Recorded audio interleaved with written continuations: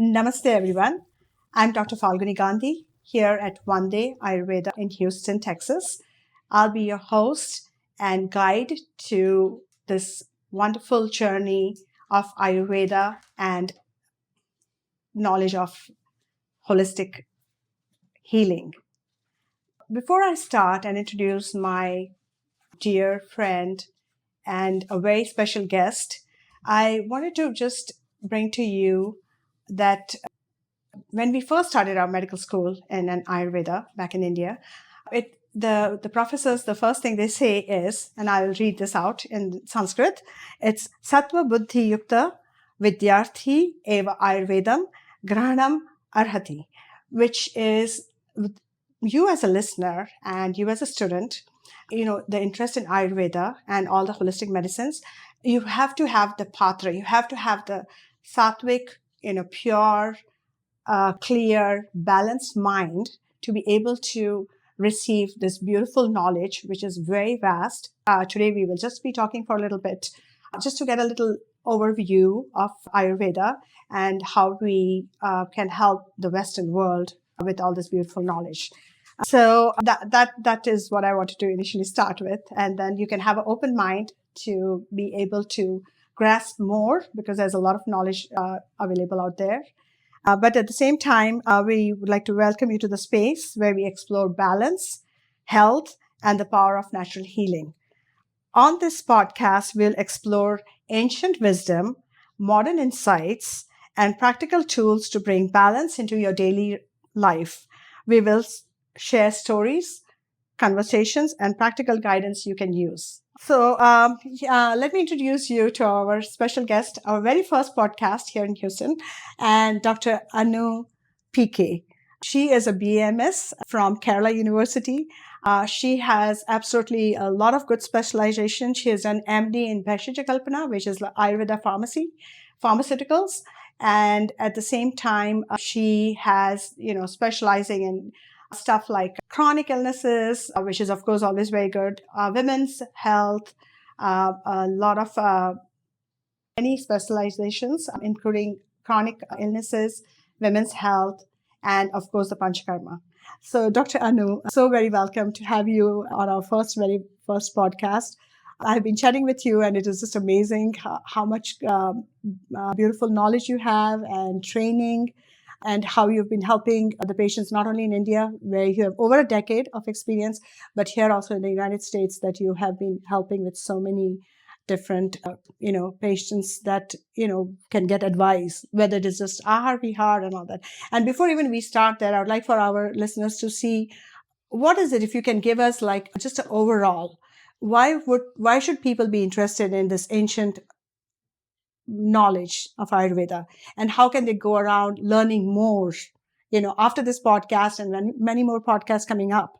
So can you please give us some input? Thank you, Falguni ji. First of all, let me thank Falguni ji to bring a podcast where we can showcase or put forth Ayurveda, which itself is a wonderful testament to our knowledge of healing from India. So I will speak about it, but I would like to take this opportunity to thank Falguni ji, who came up with this brilliant idea of a podcast. Really thankful to you for that. I think a lot of people. I think we need a lot of more talking about Ayurveda, which sure is our purpose in the episodes to come. But since this is our very first podcast, I think the first things first, let us say about Ayurveda. What is Ayurveda? The word itself speaks of it. Ayurveda, Ayu means life, and Veda is knowledge. So basically, Ayurveda is the knowledge of life or the way of living. Yeah. Now, Ayurveda, for people who might not know, other than the word as such, Ayurveda is a traditional system of healing, or you can say medicinal system, which originated in India over 5,000 years ago, which dates back to the Vedic Kala or the Vedic period, and which is still in practice, which is still like a full-fledged curriculum, like you study Ayurveda in colleges as a degree, which is spanning over 4.5 years a course. which comes under the CCIM, which is the Central Correct. Council of Indian Medicine. Now it is renamed as NCISM. That's the regulatory And in authority. olden times, it was like a total of 7.5 years, Yeah, with I know. internship. Yeah. So very rigorous course. It was also integrative, right? Right, Correct? right. So right now in India, it's under the NCISM board, and it is a degree, like a doctoral degree you get after 4.5 years of course of studies, and then you 1 year of internship where you actually have clinical training with the patients, and then you have different specialities, as you mentioned, like panchakarma, surgery, eye, so many different specialities in Ayurveda. And then you have intense and rigorous training in each department, and the person who comes out as an Ayurvedic physician or Vaidya, he or she is equipped in managing the cases which we see as patients who comes to us. And then further on, there is MD, or the speciality according to each department you take, which is still another 3 years. So this is how the curriculum is in India, and that is how you are an Ayurvedic doctor in India. MD is in Ayurveda. Yes. So that is how I have done my BAMS from Kerala. I belong to Kerala, which is conferred as a land of Ayurveda. Yeah. I'm very fortunate to have chosen Ayurveda as my professional degree, and then I went on to pursue my post-graduation in Ayurveda Pharmaceutics as Dr. Falguni. Which is fantastic because Kerala is also a place for herbs. Yeah, right. And over a decade, I had experience in clinical practice, like, research, and Ayurvedic herbology and pharmaceutics. And my journey led me to United States, and I'm here working with One Day Wellness, which is a wellness corporate which specializes on healing people with the holistic methods which Ayurveda postulates. And that is how I am here. And I'm really happy that we bring this topic up about Ayurveda, because here we have to start with educating about the science as such. Again, coming back to Ayurveda, as I said, it's a traditional system of healing or medicine originated in India, and which is completely sustained even in 2025, which is like even today. And the reason why it is sustaining amid all for the last 5,000 years plus. Yeah, last 5,000 years plus, amidst all the health things that comes up, is because of the authenticity, or because of the root concepts, the foundational concepts which are relevant after all these years. Right. So, which I think would be our topic of discussion in the podcast. No, thank you so much. And also in the Western world, I think when we see the whole nature, the whole universe as one, now people have started to get more into it, and they have started to learn more, and all the sciences also, besides just herbal medicine and Ayurveda. I think that is the most important aspect. The awareness in the Western world is very important, and that's the reason I'm always passionate to do this. So please tell us, like, where would you start if someone is listening to Ayurveda for the first time, or just, revision, they have heard it somewhere, they've forgotten about it, or we just want to come back and re-educate them. Where would you start? I would start, because this is one of my favorite topics to start with for an audience who are not much aware of Ayurveda. Of course, even if we say Ayurveda belongs to India, not many people are aware, even in India. Exactly. So to start with, I would always start with the Panch Mahabhuta concept, which I would tell you, I know it's a lot of Sanskrit words, but still it should be told in the way it is. Yes. So according to Ayurveda, the foundational principle is the Tridosha Siddhanta, which is the three bioenergies or the functional energies which governs a person's body.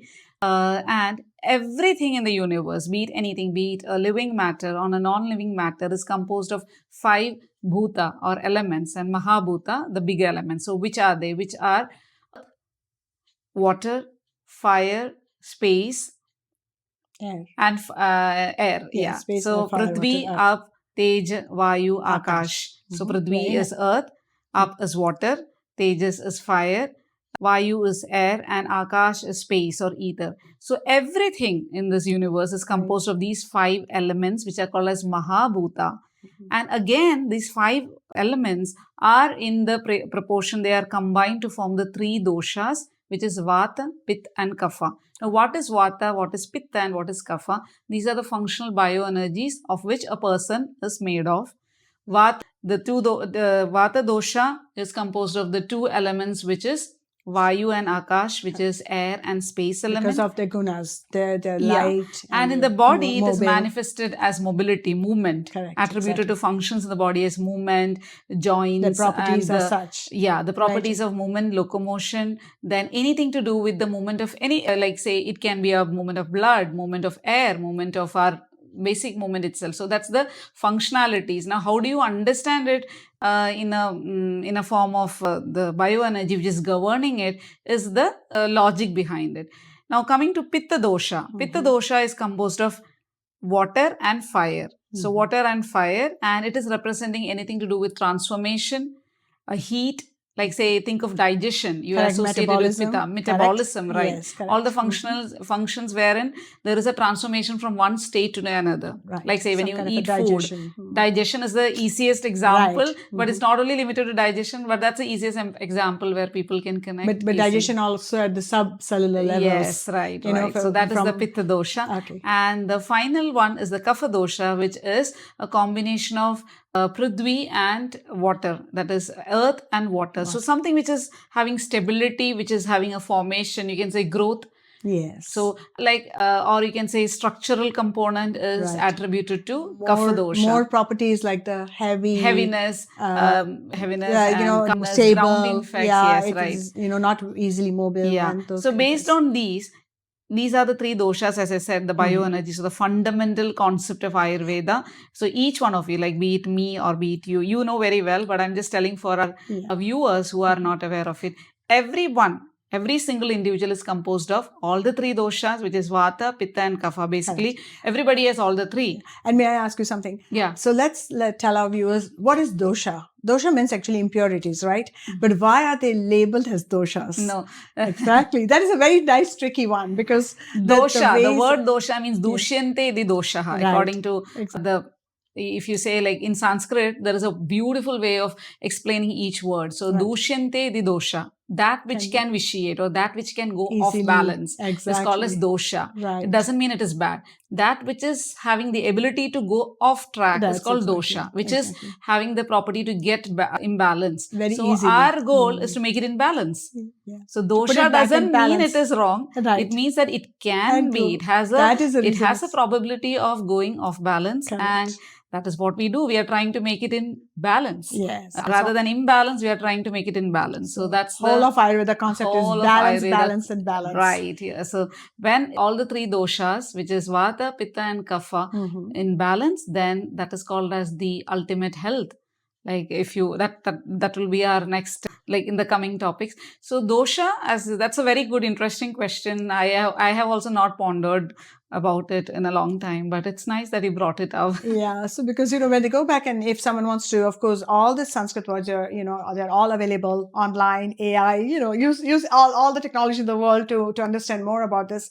But that is because we constantly have to keep on, this can very easily get impurified or it pacify, aggravate, whatever that happens on a constant basis. And we have to just keep on bringing it to balance. And also one more thing I have to add here quickly. Imbalance doesn't always mean it's an increase. It means it can be either increased, it can be decreased, or it can be impaired. So there are three vital things. Imbalance always, I often hear nowadays because of so many things on the internet, like people say, oh, my Vata is high, oh, my Pitta is high. Like some of my earlier patients also used to just randomly use those words, but it's not always high. It can be increased, it can be decreased, or it can be impaired. So we say Vata dosha vriddhi lakshan, then Kshaya Lakshan, then if it is Sangha, Vimarga, Gamana, like there are so many things to it. So it should not be confused with any dosha, be for that matter, only increase. It can be anything which is out of the normal function. So as you said, which can be out of which having a probability to go out of balance is called dosha. So dushyante idi dosha. Right, exactly, very true. So tell us a little bit about the dhatus, just a little bit, because those are so much in detail, and how the shrotas work. One dhatu makes another one, and all that. Right. And then also everyone loves to hear about body constitution. Yeah, I'll come to that. Yeah. So before dhatu, I'll come to the body constitution, since we are saying about the dosha. So as I said, everybody, be it myself or Dr. Falguni here, everybody has Vata, Pitta and Kapha, but the probability of its, say for example, there are 100 characteristics. For me, the 50 characteristics may be of Pitta and 20 of Kapha and 15 of Vata. That means I am having a body constitution which is Kapha Pitta. Right. I'm just giving a random example. Right. So it's not like, okay, a person with Pitta body type doesn't have any Kapha characters. It's not like that. Based on what is dominant, we say this person is having this particular Prakriti. And mostly it would be a dual type of Prakriti, which is like 2 doshas would be higher in comparison probabilities to the are more in comparison to the third, and again in that one will be a bit more higher. Right. It will not be like equal. Like say if you have 99 characters, it will not be like 33, 33, 33. No. Right, exactly. It's not going to be like that. So the one which is dominant will be told first. Right. Like say if I'm having a Pitta characteristics more, then Kapha and then Vata, then I would be called as a Pitta Kapha Prakriti. So the third one is like just taken off because that's like the least one. Exactly. So that is how, and how we understand Prakriti. Prakriti is something which you get from your parents, like from the it's like a both DNA of your, imprint. Right. Exactly. You said the word. I didn't want to bring the word, but you told because that is what you're born with. Right. And that doesn't mean that if you are, there are 7 body constitutions, the individual one, the Vat, Pit, Kaph, then the Vat, Pit, the Kaph, Pit, and the Vat, Kaph, and then the 3 those that some of the people have everything in almost in balance, almost in same proportions. But that doesn't matter which Prakriti you have. Some people say, oh my God, this is a Vata Prakriti person, but no, they'll have more of pains and aches in the later time because there's a lot of mobility, again, going back to the airspace. But at the same time, it is also what in your own Prakriti, in your own DNA that you're born with, that you get from your parents, how is it that you keep in balance? That is the key thing. So, and for that, help us with all this other stuff that, it is so beautifully relevant. I just love I would say this that magic. If a client comes to me and asks me like, oh, doctor, can you say what my Prakriti is? Right now, at this point of time, because of my limited knowledge with Ayurveda of over almost 10 years, I'm still a student learning Ayurveda. You all are. But we still understand the Prakriti of a person who walks in. So there are multiple things to it. Like there can be the gait, how the person walks. Gait means how the person walks and comes to a room. A Vata person will have a faster stride. For example, they will have dry, thin hair. Eyelashes would be thin and eyes might not be attractive. Then they'll have dry skin, rough skin. So there are so many things like with the physical appearance itself, the way they speak, the way they articulate. So there are so many things. So which again for Pitta, the characteristics are different. For Kapha, it's different. And then tell me, doctor, how would you, and when you come to a body, you derive to a body constitution, tell us how you have those questionnaires, So because those are the most interesting thing. Not only the questionnaires, but then the Prakriti Pariksha, Yeah. So we can do it in multiple ways. One is like just, say again, we have so many different modalities of Rogi Pariksha or examination of a patient in Ayurveda, which is like Darshana, which is like seeing the person first of all. So when a person walks in, I can just make out and I can see and make out, okay, this person is going to be this Prakriti. Then Prashna, which is interrogation. You're asking them, okay, how do you feel? Do you feel warm? Do you feel cold? Do you have a sensitivity to this stuff? How is your motion? How are your dreams? Right, you're right. So, very true. So based on that, so that's the second stage. And third one, Darshana, Sparshana. Okay, I forgot the second one is Sparshana, which is touch. Right. So in touch comes your Nadi, all of that. Yes. You can touch the Nadi Pariksha, but that will also come in the 8-fold examination, which is again a different topic. But in the 3-fold examination, there is Darshana, Sparshana and Prashna. Okay. Darshana is visually what you see in a patient. Then Sparshana is the touch or tactile everything from abdominal, Mrudu, Kosh, this and that. How is so if you're looking for a person's Prakriti, we don't have to see it from a diagnostic point of view. It's just to understand the Prakriti. Yeah, because that is their base foundation. Right. And if you're looking for a diagnostic point of view, when you're trying to elicit what is the concern for the patient, then you might have to go for the examinations, like as you said, the examination of the stomach or abdomen, and then examination of chest, like nails, tongue, eyes. There's a lot of all of these things. And the last one is Prashna, which is interrogation. So Darshana, Sparshana, Prashna. So I think in terms of interrogation, there is like over 40 questions. There are That's so what I many remember questions. from my medical So school. usually, I know. I know, yeah, it's very vast. But then you typical Ayurvedic consults, which it would be a bit more time consuming because we see the person's body as a whole. So Right. even though they come for a simple headache, Mm-hmm. then I mean, I'm not saying headaches are simple, but yet if they come for a one concern, the Ayurvedic physicians, they'll always start with, okay, tell me how's your motion, how's your appetite. They'll be like, oh my God, Why are they asking why all are they this? asking all Yeah, this? So the yeah. reason behind Emotion, you mean bowel movements. yes, right. Yes, Yeah. correct. Bowel movements. Is it clear? Yeah. Is it difficult? How It many might times be a a bit day, embarrassing because constipated, yeah, all are that you kind of stuff. constipated? So people, they usually have a frown like, why is this question relevant Exactly. here? But the reason to ask those questions is because that is the entire understanding of the person's body type. Yes. And that is how you decide the course of action forward. Yeah. And if you don't mind, I wanted to add one thing. One of our professor in medical school, Vyasji, and he took 6 months just to explain Juar fever. Okay. Because and we could not understand every time the class is there and we start on fever again.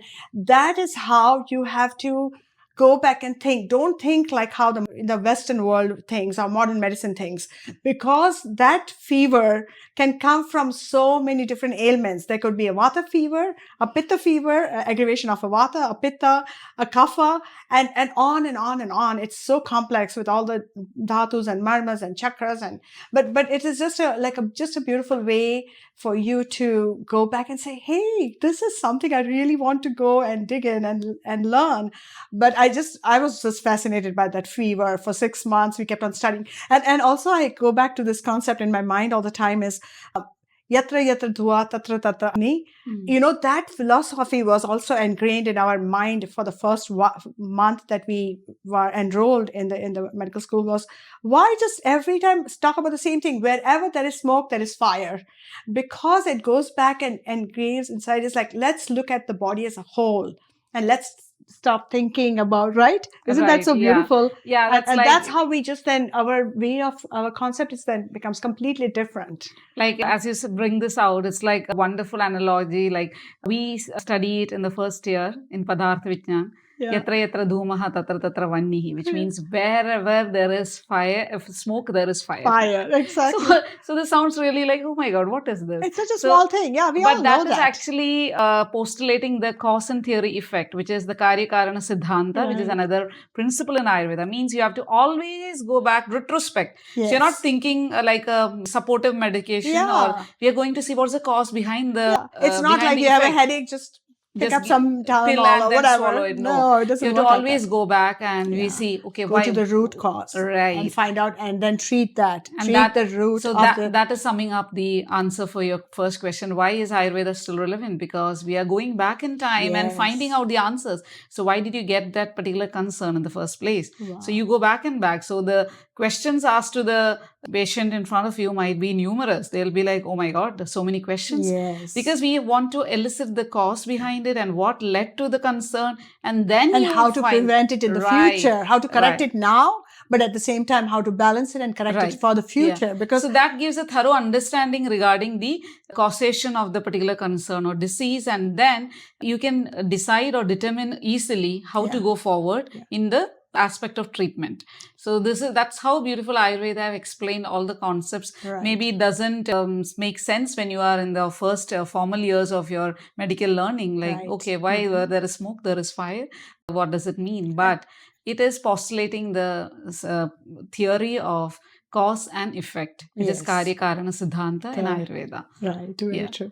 And so then my other question goes down saying that now that you're in Houston and the Western world, tell me a little bit about, of course, what are the services that we, provide here at One Day.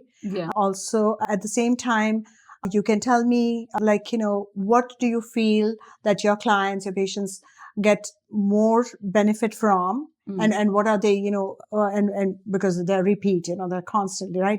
And it's also an ongoing thing. It's like balancing your body constitution. And maybe even before that, you can tell us about how the seasons, the day of the time, the age, Balyavastha, Yuvastha and Vruddhastha, how that affects on your body constitution, how it helps increase the Vata, Pitta, Kapha, and also the different locations that they are primarily located in. Okay. So that is another very good one too. So please tell us So that. we'll see the Vata, Pitta, Kapha, the three doshas or the three bioenergies which are inside our body, which you can't like see as it is, but you can understand it. So in that also the Vata, Pitta, Kapha, again it is having 5 subtypes, which like Vata has 5 types of Vata, Right. Pitta has 5 types, and Kapha has 5 types, which is like a bit more in detail.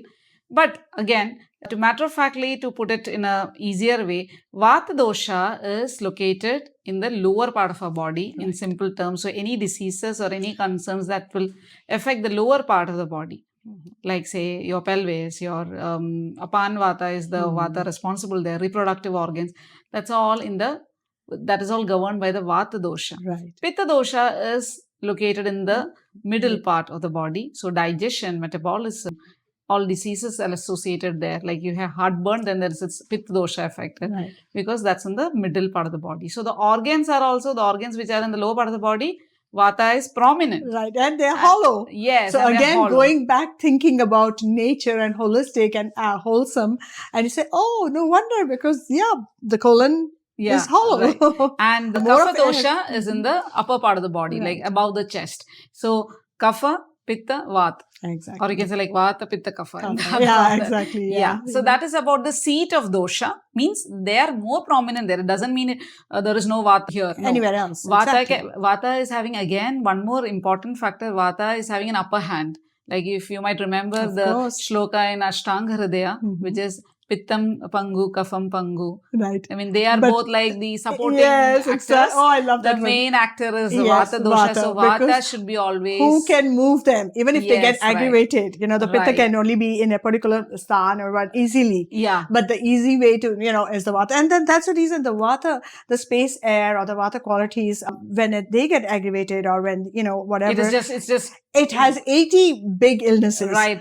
Pitta has 40 big illnesses. And then Kapha has only 20 big illnesses. Yeah. So that is the Vata has 80 illnesses. In proportion, approximately. No, it is correct. I mean, it is correct. But for them to say, oh, so that is what it is. So that's what I'm saying. That's the main character here. So that should always be protected. And now coming to the age factor. Right, please. When you are in the younger age or in your child or the Bala Avastha, Kapha dosha is more prominent. Right. When you go to your middle age, the Pitta dosha is prominent, and as you age, Vata dosha is prominent, which means the diseases also are increasing as you age. More pain, more forgetfulness, all that is a lot of Vata, And as you said, 80 diseases are waiting for you as you age. So which means your immunity is also best when you are younger. Yes. Then it keeps decreasing declining as you age. And when you are aged, it's like, means you have to take extra care, because Vata is the... Like, for example, bones, you start getting osteoporosis and osteopenia, and because, there is more Vata in the bones. Vata is represented by air element, space element, anything which is rough, dry, light. So the bones gets brittling, bones get brittle, the bones become dry, the skin becomes dry. Even the neurological, everything is connected to Vata, because a lot of movement, up and down. Yeah. So the nerve conduction, nerve impulses, all of it is governed by Vata. That is why we have to protect Vata as we age. And to protect Vata as we age, we have to start it after at least by the middle age. In the present scenario, with the rampant increase of so many number of diseases and so many conditions, I think we'll all have to start living the Ayurvedically right from our... from day one. Day one. At least when you know that, okay, this is not going to go just good. like we have the baby massages, right? Right. A lot of when I used to teach some physicians and some talk to patients, they would say, y'all don't have to do massages anymore now, because y'all did it when y'all were in the, childhood.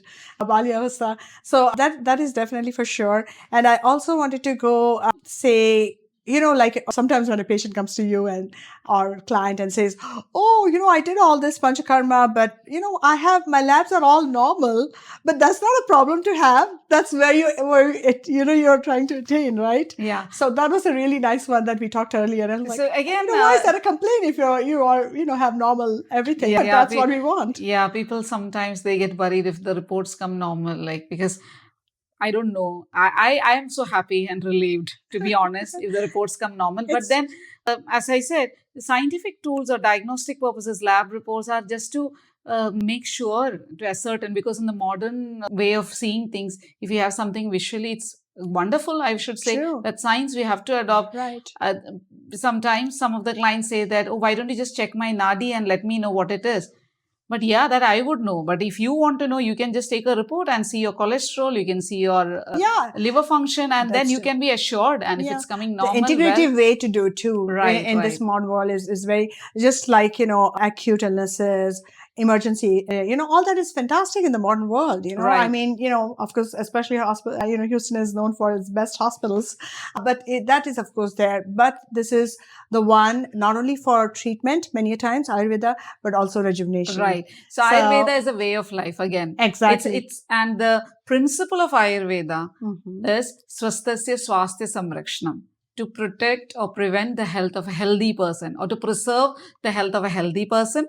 And the second line goes like aturasya vikara prashamanam, which means to cure the disease of a deceased person. So the first lines first things first, to preserve the health of a healthy person. Prevention is better than cure. So in simple terms, right, exactly. You're right, absolutely. So, prevention is always better than cure. Right. So we don't have to get the diseases. Why bother about diseases if you don't have? But that is the way to do it, right? Be proactive. And that is why take care of yourself, so that you don't have to get to that point. And many times, I mean, I know you tell me, is like, why do they wait till the last moment? When everything else doesn't work. Okay, now let's go to Ayurveda, or now let's start taking care of ourselves. Sadly, that's what's happening right now. Even in India, where people are so much aware in comparison to the West, even though they know Ayurveda, but maybe because of the discipline, they have to associate. But yes, of course, at any point, you have to have some discipline in life. That's true. Ayurveda teaches you how to turn inwards and look at your health in a very positive manner and affirm that this is possible for you. Why don't you just take charge of your health? And that's the beauty of Ayurveda. Maybe in the beginning, that is there in any kind of lifestyle to follow. It might feel a bit overwhelming in the beginning, but then you will get there. Even me, for the last 40 years, been staying in the Western world, I had made it a point, that at least, if nothing else, I want to bring awareness. Since forever, since when I first came and started working with Rishi, I said that is, we have to bring this beautiful knowledge out for everyone to start benefiting. And it's not just the body, but it's the spirit and the mind, it is, Sharirendriya Sattva Atma Sanyogda Hari Jivitam, Right. So those four things, it's so, in a way it is good, because once you take care of your body, it also helps your mind, and it also helps spiritually. Then you can advance more in other places. Because if, you have pain somewhere and you're trying to, meditate, or if you're trying to do yoga, or if you're trying to, enjoy something spiritually, then it is harder. So it is a good thing to just do all the four of them either together, or take care of the body first, so that you can start enjoying everything else more. Right. So tell me a little bit. And what I love about our doctor here is she has Bhaishya Kalpana as her MD, her specialty, and which is pharmacology, and it's pharmaceutics. Pharmaceutics, in Ayurveda. And Ayurveda is all about, I mean, more than 500 plus herbs that we learned? Yeah, more than that. So, way more than that, I think. But my question to you was, please tell us a little bit about how you can, of course, you must have so much knowledge. We can't say it all in this, half an hour or 45 minutes, but I wanted to go and ask you, give us a few tips of how our listeners here in the Western world can benefit from what is available out there. And it is so humongously, now it's just blowing up. Like there was turmeric, and then everyone was crazy about turmeric. And now there's things like ashwagandha, and people are talking about shilajit. And I'm like, what is going on? Like, why?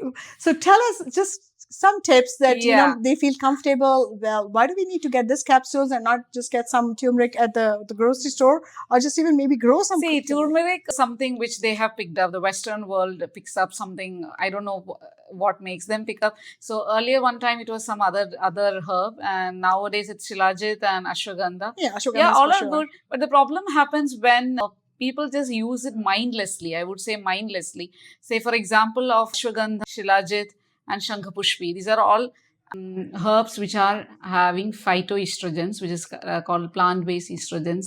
So that's not recommended on a prolonged period of time. So always if you are ashwagandha is really good for your joints, really for your mood, for your energy. Even shilajit is a mood increasing one, and it helps in sexual wellness, so many things. But again, if you want to take such herbs, please consult your Ayurvedic physician, because I would just try to bust a myth here that Ayurvedic herbs do not have any side effects. It's not like that. Any herb or any medicine for that matter should be taken under the advice of a physician, and you have to know about it. It's not like you keep on continuing doing that. Again, coming back to turmeric. Yes. Turmeric is a widely adulterated herb, I should say, because when something is like too much in the news, then all of them try to do it. It's how the world works. So in turmeric is always having better absorption if it is taken with black pepper, because the curcumin in turmeric, which is the active ingredient in turmeric, and piperine is the active ingredient in black pepper. So curcumin always works better with piperine, because it will help to enhance the bioavailability of the drug, which is basically the rate of absorption in the body.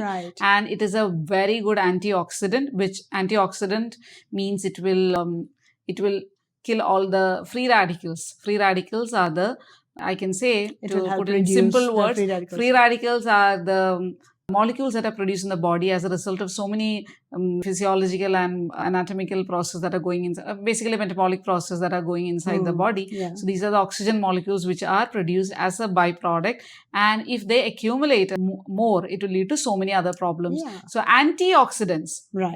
Antioxidants work in. Honey is an antioxidant. Turmeric we call it, how it helps to absorb, that particular potency of that herb more in our body. So that is how this antioxidant works, and they help to get rid of the free radicals, which should not be going more than a certain number in the body. And ultimately, like if it's rheumatoid arthritis or cancer or whatever, so many things happen once, we don't block that path with some natural, herbs or holistic way of thinking, then in the long run that, Again, one more thing is that, again, if you're not taking care of the herb which you're putting inside, means, as I said, adulteration is something that happens, especially when people are not aware what to buy, from where to buy.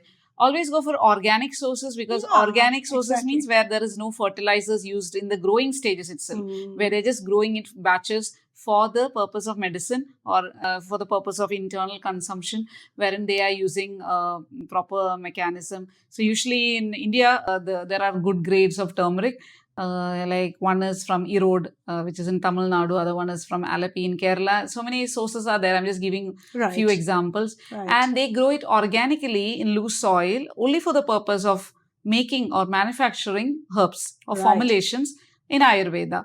And if you want to grow it by yourself at your home, you can also do that. You have to just get one piece of organic turmeric, which is good source, authentic one, and then you can also prepare that in your, you can grow that. How do you, because here people are very much invested and interested in growing certain things. So you can also try vegetables that. And, and I see a lot of that, because for me, I think maybe because it's not naturally available as it is back in India, people have a lot of interest in growing things. So then you can also grow the organic turmeric. How you can do it? You can just take organic piece of organic root. Root is the one which grows, and then you can put it in loose soil. And it is the best time to grow. It would be summer, and if you grow that, and the harvesting time is 8 to 9 months, you can take it ready for harvest. And you should not waterlog it. You have to put little bit of water. Don't waterlog it and making full clogged. And it should be, once you get the harvest after a period of 8 to 9 months, you can dry it under sunlight, and you can powder it, use it. Under shade. Not extreme sunlight, but it should have some sunlight, but not like extreme not direct temperatures. When it starts to get yellow, then you can actually pluck it and then, take it out of the ground, and then you can dry it, and then you can powder it or whatever. Like and you said like when it dries whatever number of days, then you can just powder it. Yeah, and right. then So this is one way of going organic. Because you know what turmeric. happens is And turmeric, you should take it with piperine for better absorption. okay, that is okay. That we will make a note. but also, you know what happens is out there's so much people just like, you know, when a new product comes in, the people start talking good about it, then everyone starts manufacturing and everyone starts putting in capsules and they charge arm and leg. You know, I'm like, why are we doing this? You know, so that is the reason if some people are interested, say, no, I want to see where my turmeric is coming from. That's why we went over this. Yeah. So, but otherwise, you know, there's lots of stuff available up there. So what I have a feeling is like when we every time we talk, we will give them hints about, you know, some organic something to start with. Yeah, because there's a lot of veggies. Which makes me if I can share. Sure, of when course, I was working for a brief period of time as an online consultant. Earlier, before joining One Day, I was working as an online. So I had a patient from Mexico. So during one of our call, like we used to have video consults and like we used to have monthly calls, like follow-up calls. So she just asked me about moringa, which is again one of a popular herb in the US. Yes. So she was asking me, oh doctor, how can I grow moringa and what is that? I just told her like this in the call, and after 1 month, I see she has brought the herb from Amazon or something, and she's showing it me in the video call like a small tree. And again when she joined back after 6 months, she again came to the program and she had a consultation with myself. And she was saying, see, do you remember you told me how to grow the moringa and here's my tree. I was really astonished in a very pleasant way. I was like, oh my God, you really did that? Yeah. So that is how people take interest in Ayurveda. So she's not an Indian, by the way. She was a Mexican lady and she was interested in Ayurveda. And what the best thing about these things, small things are, a person knows where to start from or they get interested in it. And then they're helping their mind, the spirit, and getting an organic, you know. Yeah. Because every day going, they're nurturing that, they're reading more about Ayurveda, they're getting interested in other things from one thing to another. And that's what I always feel is like, if we just like give you a little finger, like boom, hold our hand, you know, there's so much beautiful knowledge out there and learn more, do more so that you can benefit, you know, on an everyday basis. So we are so engrossed in so many things. And sometimes when we are in India, like as a person who had recently moved to US, I can say that we sometimes fail to notice the abundant natural resources that are available, especially the herbs. And since I'm from a farm background, I used to feel, oh my God, these are common, right? But coming here in the States, we had ordered once for a client for one therapy, we had ordered tulsi. And I was telling this to my friend of mine. She's like, oh, really? You ordered tulsi leaves? Yeah. So that's how. So seeds, I think if you are a person, you are listening this, you're seeing this podcast, if you already have some herbs planted in your home, please do it. Please keep doing it. And please share it. I mean, I have so many friends that have both the Krishna Tulsi and the Sham, and I mean the Sham and the Ram Tulsi. And, you know, and so many other friends are growing vegetables and, you know, we just share with each other. So good, you know, have a group of friends that are all interested like this in holistic medicine and learning more. You know, the world is, you know, now all the countries are merging and we can learn from all different countries, all the best things. Right. So, but here we are definitely about Ayurveda and Dr. Anu PK is unbelievable. She has like so much knowledge. I just talked to her for hours and hours. And we hope to, you know, bring you lots of more of, you know, such wonderful ideas, you know, a little bit of the basic principles of Ayurveda, some, you know, conversations about maybe some clients, some patients, some friends. If you do have any questions, yes, you know, you're welcome to, you know, contact us at the One Day Wellness. But, you know, would you like to, before we wrap up, would you like to say something to our listeners for today, being our first special I would like to podcast? Sorry to interrupt. So I'm immensely thankful to Dr. Falguni. She is a wonderful person who has taken up this idea that we have to do something. So she also accidentally made a visit to my clinic here in Houston, in Sugarland. We have One Day Wellness, One Day Ayurveda Wellness, which is in Sugarland. And I do practice here and I see a lot of clients who come in with concerns and I try to manage it in the best possible manner I can.